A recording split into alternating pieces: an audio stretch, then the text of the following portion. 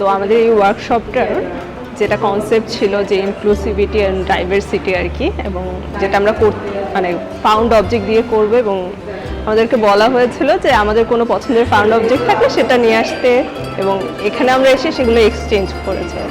আমি কাজ করি কুড়িয়ে পাওয়া জিনিসপত্র দিয়েই, তা আমার কনসেপ্টের সাথে মেলায় মানে এখানে একটা আলাদা কমফোর্টের জায়গা তৈরি হচ্ছে।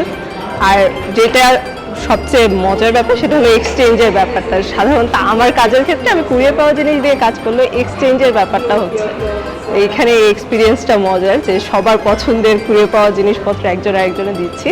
এই যে এক্সচেঞ্জ বা সবাই মিলে কাজ করার যে কনসেপ্টটা, ওটা মনে হলো যে নকশি কাঁথা বা কাঁথা বোনার যে বিষয়টা থাকে, যে দেখা যায় মায়েরা বা মাতৃস্থানীয় যারা আছে, যে অনেকের জামা কাপড় পুরনো শাড়ি সেগুলো সব মিলিয়ে কাঁথা বুনছে এবং সবাই একসাথে বুনছে।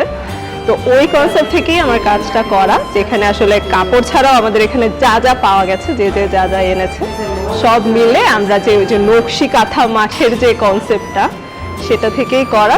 মানে ক্ষেত বা যেটা ওটা যদি বার্ডস আই ভিউ বা ওপর থেকে দেখি আমরা, ওটা একটা মানে খুব সুন্দর নকশি কাঁথার মতো মনে হয়।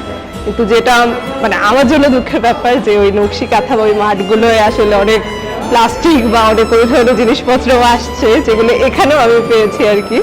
তো ওই জিনিসগুলোও থাকছে, সাথে যেগুলো মানে ভালো লাগা বা সুন্দর জিনিস, ন্যাচারাল জিনিস, সেগুলোও থাকছে। তো সব কিছু মিলে আমি ওই কনসেপ্ট থেকেই করছি কাজটা। আমরা আনুভূমিক কল্পনা করি যে দিগন্ত জোড়া ব্যাপারটা, কিন্তু এখন আমাদের ঢাকা বা এই ধরনের শহরে যেটা হয়, দিগন্তটা আর দেখা যায় না, আটকে যায়, মানে উপরের দিকে উঠছে ওরকম একটা ব্যাপার থাকে। তো ওই কনসেপ্ট থেকে আমি আমার নকশি কাঁথাটাকে ঝোলানোর মানে একটাই করেছি, যে একটা উলম্ব বা ভার্টিক্যাল আমরা যে উপরের দিকে উঠছি আমাদের ল্যান্ডস্কেপটা, ওই বিষয়টাও আমি এখানে করতে চেয়েছি, মানে আমার কাজের মধ্যে তুলে ধরতে চেয়েছি।